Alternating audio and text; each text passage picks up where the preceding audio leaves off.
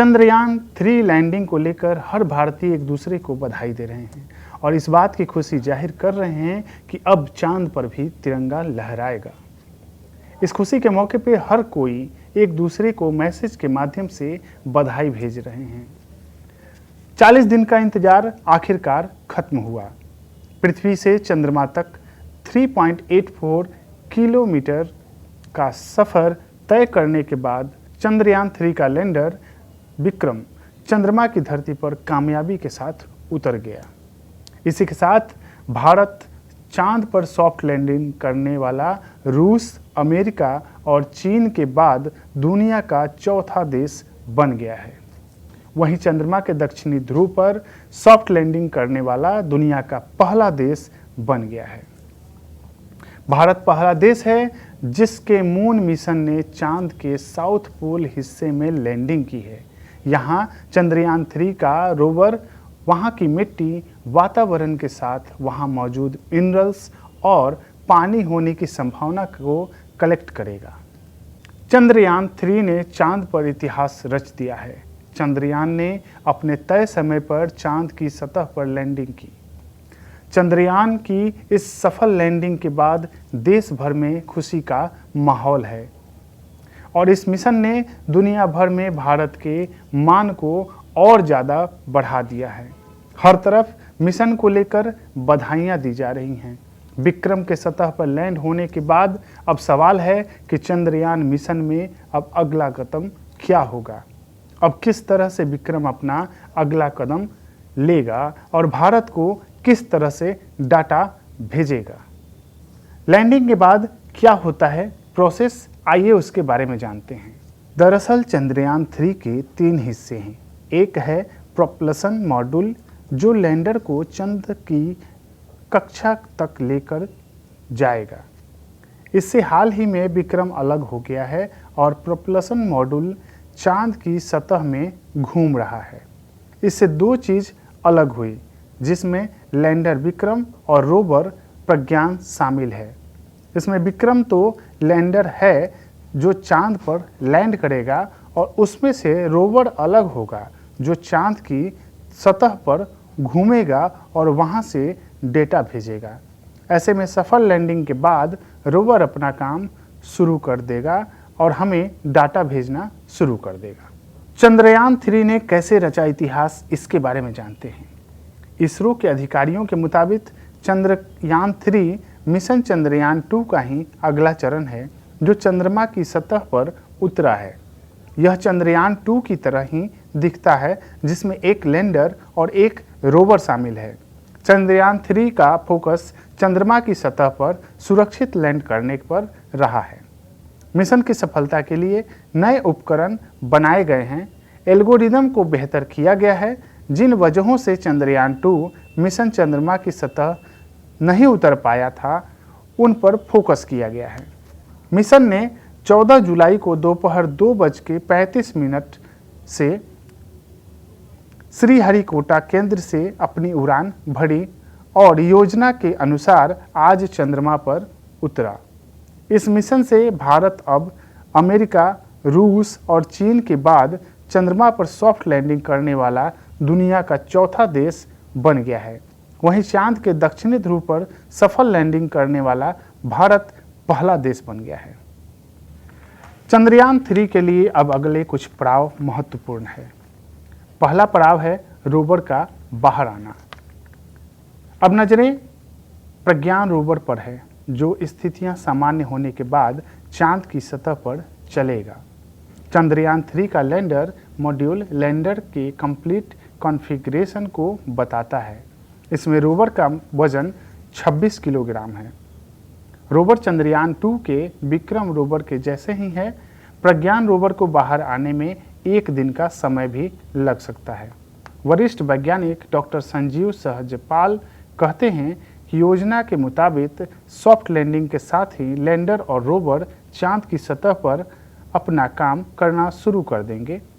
Lander के साथ ही चांद की सतह पर उतरने वाले रोवर अपने पहियों वाले उपकरण के साथ वहां की सतह की पूरी जानकारी इसरो के वैज्ञानिकों को देना शुरू कर देगा।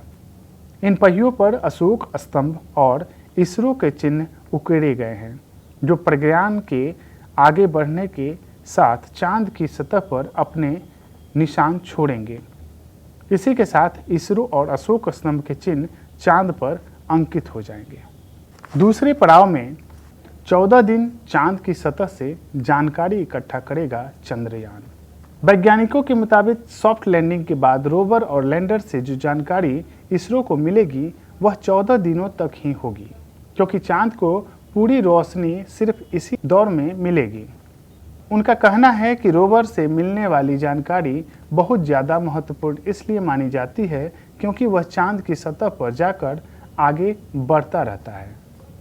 तीसरे पड़ाव में इसरो को चांद से अहम जानकारियां भेजेगा चंद्रयान। वैज्ञानिकों का कहना है कि 14 दिनों के भीतर रोवर चांद पर अपने तय रास्ते को न सिर्फ पूरा करेगा बल्कि उसकी पूरी सूचनाएं भी इसरो के डाटा सेंटर को भेजता रहेगा। संजीव सहजपाल का कहना है कि सिर्फ रोवर ही नहीं बल्कि लैंडर के माध्यम से भी सूचनाएं और पूरी तकनीकी जानकारी मिलती रहेगी। वह बताते हैं कि लैंडर और रोवर 14 दिन तक पूरी सक्रियता के साथ हमें सूचनाएं भेजेगा। उनका कहना है कि तमाम विपरीत परिस्थितियों के लिए तैयार किए जाने वाले लैंडर और रोवर के पावर बैकअप की क्षमता 14 दिनों तक सबसे ज़्यादा होती है। उसके बाद की सूचनाएं या तो मिलनी बंद हो जाएगी या उनकी स्पीड न के बराबर हो जाएगी। हालांकि अंतरिक्ष वैज्ञानिकों का मानना है कि 14 दिन के भीतर मिलने वाली सूचनाएं अंतरिक्ष में चांद पर की जाने वाली तमाम संभावनाओं की सबसे महत्वपूर्ण जानकारियां होगी।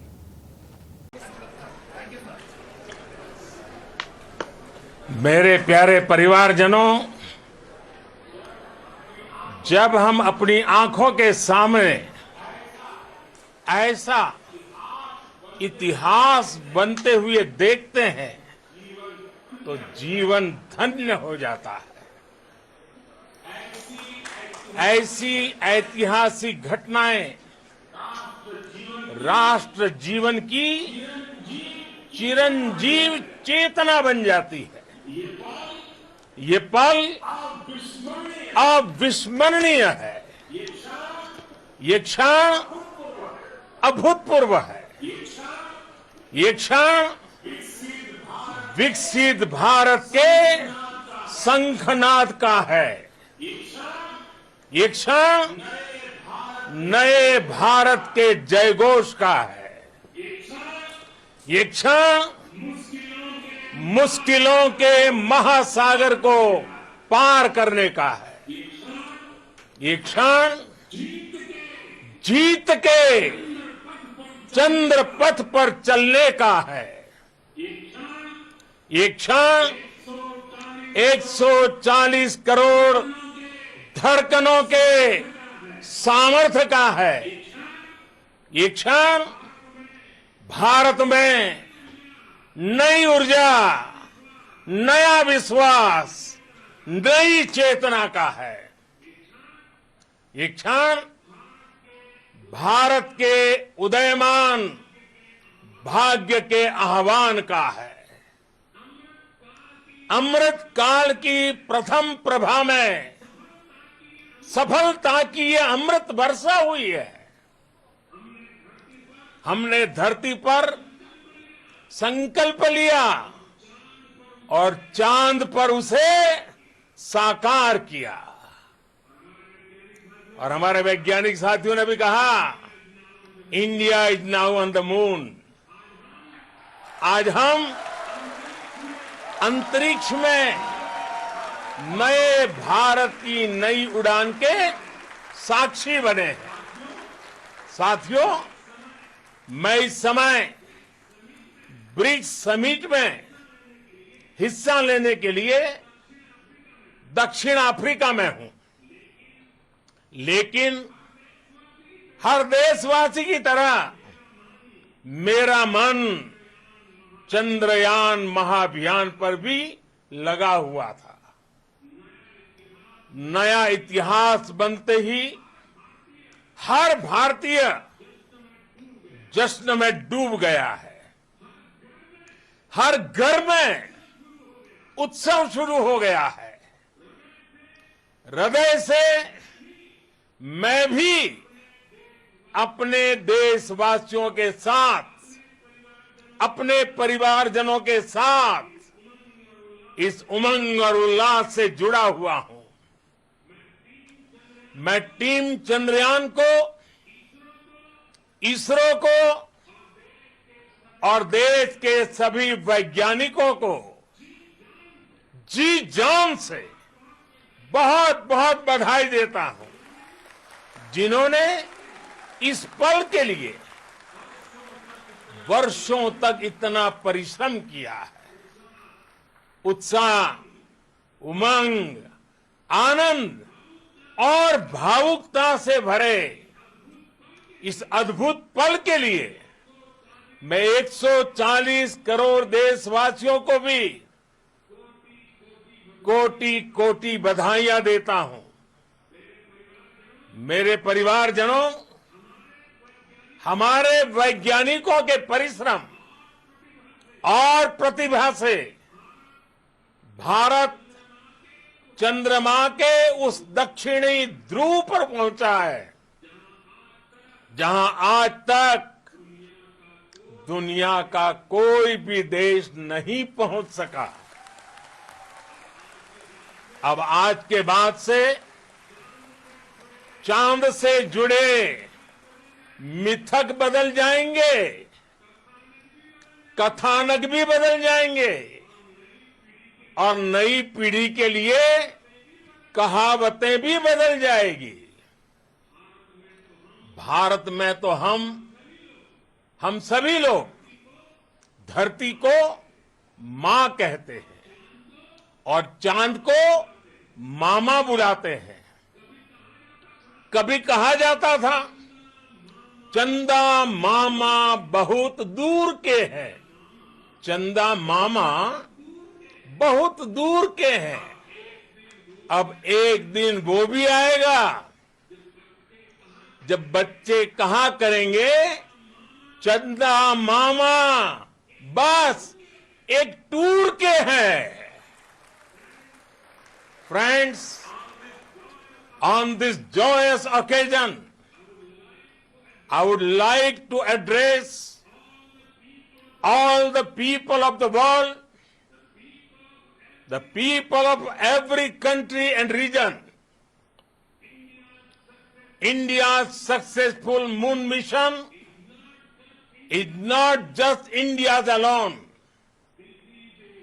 This is a year in which the world is witnessing India's G20 presidency. Our approach of one earth, one family, one future is resonating across the globe. This human-centric approach that we present and that we represent has been welcomed universally. Our moon mission is also based on the same human-centric approach.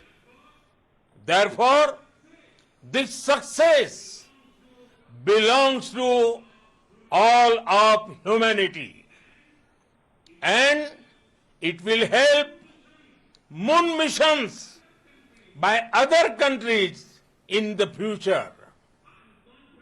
I am confident that all countries in the world, including those from the global south, are capable of achieving such feats. We can all aspire for the moon and beyond. मेरे परिवारजनों, चंद्रयान महाअभियान की ये उपलब्धि भारत की उड़ान को चंद्रमा की कक्षाओं से आगे जाएगी। हम हमारे सौर मंडल की सीमाओं का सामर्थ्य परखेंगे और मानव के लिए ब्रह्मांड की अनेक संभावनाओं को साकार करने के लिए भी जरूर काम करेंगे। हमने भविष्य के लिए कई बड़े और महत्वाकांक्षी लक्ष्य तय किए हैं। जल्द ही सूर्य के विस्तृत अध्ययन के लिए ISRO Aditya L1 mission launch करने जा रहा है। इसके बाद शुक्र भी इसरो के लक्ष्यों में से एक है।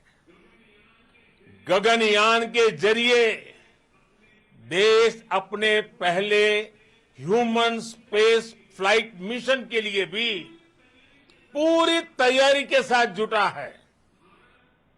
भारत